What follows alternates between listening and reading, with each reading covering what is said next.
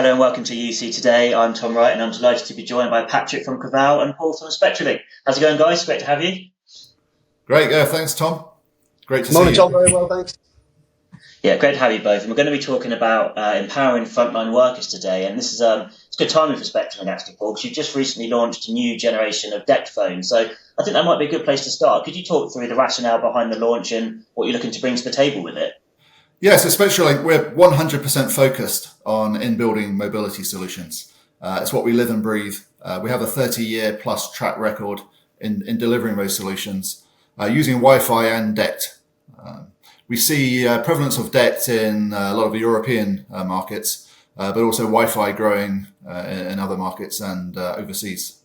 Yeah, in developing these new S-Series of handsets, we really wanted to focus on making it easier to do business with. So rationalizing the handsets down from a choice of 9 to a choice of 3, making them easier to buy, easier to sell, rationalizing also the accessories around them. So having a common charger for all 3 handsets, having common belt clips and swivel clips for all 3 chargers, and also rack chargers for some of the larger installations. Well, we also know that, people's expectations are higher today. There's a requirement for a modern user experience. So these new S-Series handsets have much larger displays, 2.4-inch color displays. That makes them far easier to use. So we've got people working with the handsets. Now, it's much easier to handle calls, to find colleagues, to bring colleagues into the call. But it's also easier to look at their task lists, jobs to be done. A lot of our users have actions and tasks, very task oriented, and they use the display to look at their list of tasks. Could be messaging, could be alarming from people or from platforms. So we have people using them in factories, so maintaining equipment, repairing equipment, and just the larger color display makes them far more intuitive. Not only we have a larger display, but we also have focused a lot on crystal clear voice quality, particularly in those harsher environments, extremely noisy factories, production lines running full speed, lots of noise going on, lots of dust and grit in the background. And having clarity of communications is key. A lot of our users are working security scenarios, so be able to get your message heard with intent and with the clarity. So the handsets have enhanced processing, far improved processing for crystal clear voice quality that can handle different environments, like to the very noisy factories, but also in quieter places. And with the, I think you appreciate the beautiful design, innovative design. We focus on making them lightweight, so they're easy to carry day in, day out. Also, we haven't sacrificed beauty for hardness or ruggedness. So they come with the Spectralink stamp for durability and ruggedness. So they have higher IP ratings, so that they can be dust proof and even submergible in water to a high IP rating. And they've been designed to withstand the daily wear and tear of a factory floor or a warehouse or a retail floor. So they can be dropped onto steel or concrete floors, and they've been designed to withstand impact. So we designed them to last the longest in the market. So we think it's really important that they're not devices that you buy and then have to throw away and buy again. Every 6 months. These are designed for longevity.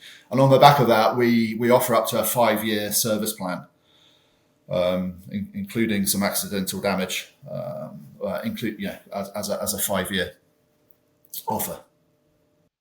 So you've picked out quite a lot of the key features there, but is there anything else particularly innovative that you'd like to highlight? Yeah, so we're focused on supporting a lot of the innovation around this move to UCaaS. So in terms of UCaaS, we're focused on integrations, really back to that theme of making us easy to do business with. So, for example, we've worked extremely closely with Microsoft to develop an end-user secure sign-in, sign-out. There's a menu that appears on our large, big screens on our DECT devices. And actually now end users can sign in, sign out using Microsoft multi-factor authentication without any admin assistance. So that's a nice differentiator. We don't have to involve remote admin or management.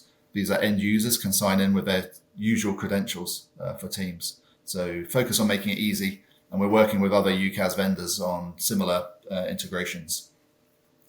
Secondly, I'd like to say we're innovating around cloud management. We have a lot of organizations, particularly those early adopters in the enterprise for cloud, such as large distributed retail organizations, large distributed manufacturing organizations with warehouses and offices and depots and factories. Putting all those together under a UCaaS platform is a key trend. And along with that, we're focused on Amy, which is our cloud management platform. So we can remotely provision the devices, the S-Series devices and the infrastructure, and drop ship those out to the customer. We can remotely help switch handsets over from legacy handsets to our new S-Series handsets. So the end user just has to pick up the handset and again sign in with their UCaaS platform. And then we can also do the performance monitoring. So we can keep up to speed with the performance of our radio network in building mobility network. And our partners can offer service levels to the customer, or actually some end customers manage it themselves. So they can easily look at the performance across multi-site retail. They can look at calls in, calls out, where calls are being made, and provide a fantastic performance reporting capability. And finally, what I'd like to say is we're helping bring UCaaS into places where UCaaS was tricky to get to. So there's a lot of legacy DECT in Europe, particularly around Germany and France. There's a lot of legacy cable runs, like 2-pair and 4-pair digital cable. And these are used in hospitals, in factories, where it's 24/7 operations. And it's not so much about paying to recable those for Ethernet, for IP. It's more about the case of just not being able to close operations or shut down operations to recable. But then there is an expense of cabling. These cable runs are often at very high ceilings, above 10 meters, 20 meters, requiring specialist contractors. So we're innovating around being able to have a gateway so we can bring our UCaaS integrations and our cloud management solution to the vast majority of sites out there that have legacy cable. So very excited about bringing UCaaS to more people. Great. There's a lot of stuff in there, Paul, particularly security. That's an interesting point, which we'll come to in a few minutes. But I think it'd be good to bring Patrick in now. Patrick, I think this is quite good timing for you as well, because you've been doing a bit of work in this space. So I just wanted to speak more generally, if you could talk through some of the trends you're seeing, particularly around bringing these cloud platforms to frontline workers. Yeah, you're right. It's really interesting, and I've spoken to Paul previously about what Spectralink is doing in the space. But I think you're right. We've actually just commissioned some. Every year we run enterprise research studies, so surveys and focus groups of businesses, and we've conducted one this year of a couple of thousand businesses across North America and Western Europe. And one of the questions we asked specifically was about the composition of the businesses in terms of those different worker personas. So looking specifically at frontline workers, whether they're a sort of fixed location frontline worker, as Paul was talking about, maybe in a warehouse or a manufacturing space, whether they're a mobile frontline worker, so out and about, maybe a construction worker going to different sites, as well as other office personas you'd expect, office workers, high and low contact. And actually this does, as you can imagine, vary by geography, but around 30 to 50% of the entire workforce is made up of frontline workers. It does depend on your definitions, but either of a fixed location or those who are mobile. As I said, varies by geography, so the actual proportion of frontline workers is higher in the US compared to European markets, but it does also, as you might expect, depend on the particular vertical you're looking at. So frontline workers make up this significant proportion of the workforce, and ensuring that they have the right tech to feel connected and part of a business and constantly sort of in the loop is obviously a big focus for a lot of organizations. And I think one thing that we have to be honest about in the industry is traditionally, so software platforms, if you look at communications or CRM or collaboration or productivity, they've had much more penetration into the office worker space, the desk-bound worker space. But what we've seen recently is, as some of those geographic markets that I talked about, when you look at the US or the UK or some of those Western European markets, if you look at cloud communications, unified communications, for example, the penetration rates are increasing. So we're above 40% penetrated of cloud solutions into the overall business base in the US, similar in the UK, and it slightly less, but varies around Western Europe. And what we've seen is those unified communications providers now looking for areas to differentiate their offerings and find new opportunities. And frontline worker personas are now a key sort of focus. And while I was doing the sort of background research for this, I saw there's a Harvard Business Review study that said that they'd done a survey and 86% of frontline workers wanted better technology. So I think it's one of those areas that potentially it's been slightly neglected by software providers. And if frontline workers aren't included, it can lead to problems like shadow IT, where staff are using sort of unsanctioned platforms that can't be managed as easily. And this can lead to information loss, or as Paul was saying, in sort of compliance, secure industries, regulatory and compliance issues. So it's becoming a really big focus for the industry, the frontline worker space. And you mentioned that it does sort of vary depending on which vertical you're looking at. Are there any particularly interesting verticals you've sort of seen for your research and any key trends that you picked out? Yeah, so I looked into the data. So we get this split from the businesses that we've spoken to by what vertical sector they're in. So in terms of the composition of any business, as you can imagine, there are particular verticals where there's a greater proportion of frontline workers. So as I said, I was looking through the data earlier on. Retail, construction, hospitality tend to have a higher proportion of frontline workers in their businesses. And industries such as information and technology, financial services and insurance generally tend to have a higher proportion of office or desk-based workers. Now, obviously, there are nuances in that. There are exceptions that don't conform to the sort of general rule there, but that would be something we've seen.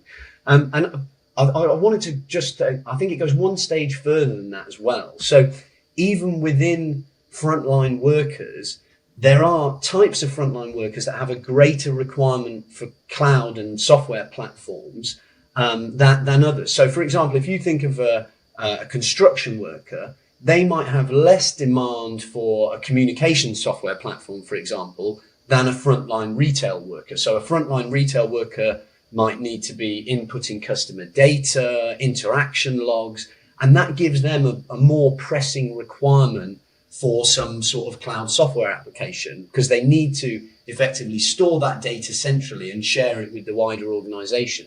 So as I said, I think there are exceptions to the rule, but I think the way to think about it is if any data within a worker's day-to-day life, so whether that's customer data, logistics data, or workflow data, those users that handle that in whatever form it might be need software tools to be able to help them store this, help them disperse it to the wider organization. So as well as sort of on the vertical side, there are specific personas even with frontline workers that have sort of greater demand for software. Yeah, it's interesting how much nuance there is around the term frontline worker. Patrick, you kind of explained it quite well there, how many different sort of variations there can be of frontline working. And I think actually, Paul, this plays quite nicely into my next question. You put quite a big emphasis on security for the frontline workers with this launch. I wonder if you could talk us through sort of how and why that's so important. Yeah, a lot of our users are working in dangerous environments. So we support security officers and guards working in jails and prisons around the world. We support nurses and medical teams working in security hospitals, psychiatric hospitals, where worker safety and security is key. We also have users in industrial settings, like construction sites, working even across nuclear power stations, that are working often on their own. And we emphasize on lone worker safety and security. So what we have in our handsets across the Wi-Fi and DECT handset range are security accessories options like red alarm keys. So you can press the red alarm key and get first response help. Yeah, get first responders to you. We can also take in positioning. So traditionally we've used base station signal strength, like from an in-building radio network, to locate the rough whereabouts of a user. And then that's passed across our APIs to our large ecosystem of specialist alarms and messaging partners who actually build the software and the smarts to track alarm calls and messaging and get people quickly to the place. The innovation we're building into the handsets is we have partners that support RFID, particularly in prisons, so you can locate the whereabouts of the staff and also the direction of travel if they've moved from one ward to the next. We also have built in Bluetooth across our Wi-Fi and S-Series, so we're going to be using BLE and Bluetooth to have more precise location positioning. But yeah, safety and security is a key use case for us. Also, on the high-end handsets, we have motion detection. So if somebody's fallen down on a construction site, or if someone's running in a security setting, that can automatically trigger alarm calls. So that then is picked up and we can deal with the situation. We also have the pull cord alarm. So typically security officers will have the devices tied to their body.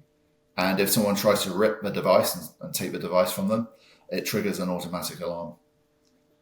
Yeah, I think it's great to see that kind of right at the forefront of the innovation. It's really good to see. For my final question, actually, I think it's always nice to put the analyst on the spot. So I'm going to finish off with Patrick and just ask you to kind of, maybe look into the future and see what you think we can expect to see from the big vendors in terms of empowering frontline workers, and anything you expect to see become particularly important as we head in towards the new year.